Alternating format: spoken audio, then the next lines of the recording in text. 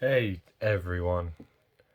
Before I start the video, I feel like I should address something to the people who have seen my other stuff.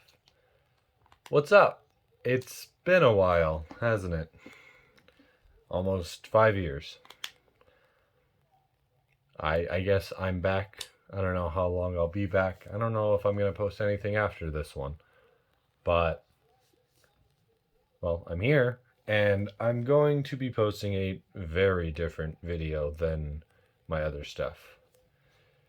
This is, well, if you've seen the title, you might be able to perceive, at least in some capacity, the fourth dimension. Or at least how a fourth dimensional being would observe the third dimension, like our dimension. So before this starts, I'm going to ask you to imagine something. Now, this will be a bit easier for visual thinkers. So, like if you could imagine an apple in your head, rotate it, see it from any angle, that kind of thing, it's going to be easier for you than if you cannot do that sort of thing. But hopefully, I will be able to explain things in a way that will make it make sense for anyone. So, what I'm going to ask you to do is I'm going to ask you to imagine a box, a closed box with a ball in it. And then we're going to set that aside for right now. We'll get back to that later. In order to understand the third, how a fourth dimensional being would see the third dimension, we're first going to see how a third dimensional being like you and me would observe the second dimension. And we're going to do that in a similar way to the box and the ball. So let's say we have a second dimensional being right here. He's just a little squiggle. He's right there. And in front of him is a box with a circle in it. He cannot see that there is a circle in it without opening the box. Now, we can see that there is a circle in it because we see it in an extra dimension. He cannot see up and down like we can. So he sees a box. Essentially he would just see the line, but for all intents and purposes, he sees just the box. Now, the same thing sort of translates to us. If we, as a three-dimensional being, are looking at a box, or in our reality, this box would be a cube. This has a ball in it, but we cannot see that. So we're gonna dotted line. There's a ball in there, but a human cannot see that. At least, unless they can, for some reason, see as a fourth dimensional being would. Now, this is where I'm going to ask you to bring that ball in box back. If you can imagine that ball in the box, in the closed box, you can probably tell me the color, the size, and maybe even the texture of it.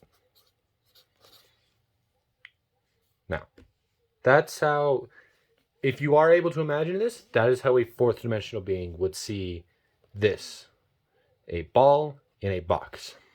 Now, I'm going to try and draw how a fourth dimensional being would see it, but of course it's not that easy.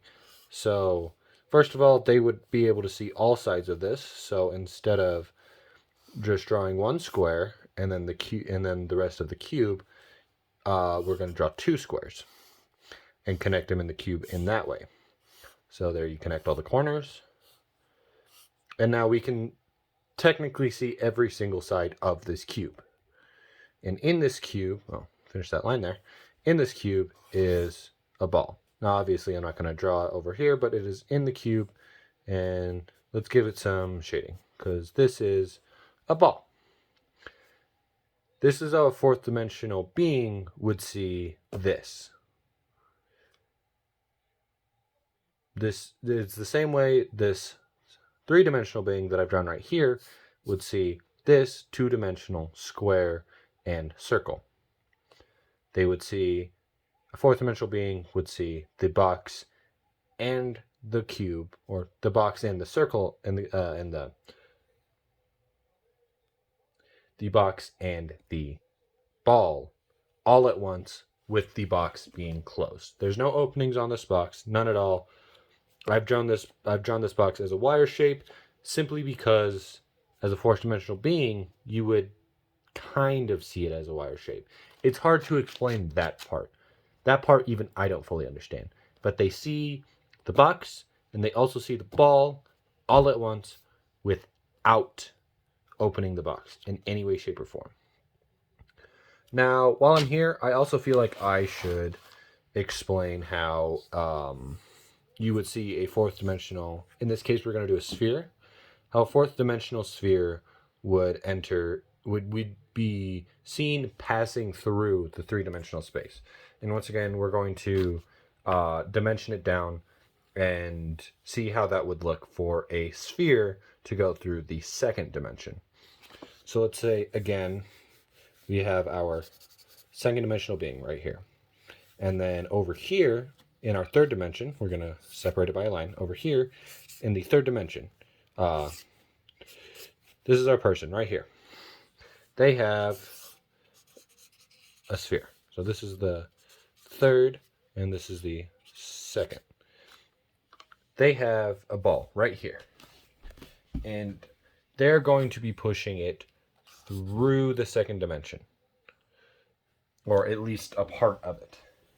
So what a second dimensional being would see is they would not even see a circle at all, because they technically can't perceive the circle. That's a whole nother video, a whole nother story if I ever want to go there. But what they would see is once the bottom of it enters the second dimension, they're going to see a point. And as you start pushing it down through the dimension, that point is going to get longer and longer and longer until you get to the radius. And then, it's kind of hard to show here because I'm using a marker, but then it's going to get shorter and smaller and smaller and smaller until you're at a point again, and then it disappears. So what they're going to see is, for all intents and purposes, a smoother version of this. They're going to see this continuously go down. So for bigger to smaller. So let's say in the another page here. So this is going to be now the third dimension over here, and separated by a line. This will be the fourth dimension. Now let's say a fourth dimensional being, we'll make it an octopus, because 8 divided by 2 is 4. An octopus. He's the fourth dimensional creature in this one. And he has a fourth dimensional sphere. I can't draw a fourth dimensional sphere. We're going to represent it in a similar way to the third dimensional sphere. Now over here, we still have our third dimensional person, and he's looking. There's nothing there yet. And so what we're going to see is this octopus over here in the fourth dimension is going to push his fourth dimensional sphere. They probably wouldn't call it that the same way we don't call a sphere a circle. He's going to push that through the third dimension. Now what we would see is at the very start, it would be the same as if we were pushing a sphere through the second dimension, where all we're going to see is a point. Because that's all there is to see. Point, and let's say right there. That's the point they're pushing through, right there. And then after that, once it starts getting bigger, as the second dimensional ball would be, as our ball in the second dimension, they would be a line. We have that extra third dimension to see. So instead of it being a ball, we would see, or it would be a ball. Instead of it being a line, it would be a ball. So we have our second dimensional, or our three-dimensional sphere that we're seeing, and it's getting bigger as this gets pushed farther in. And eventually, we have our own similar or same size, different dimensional ball. And then that's right at the middle mark.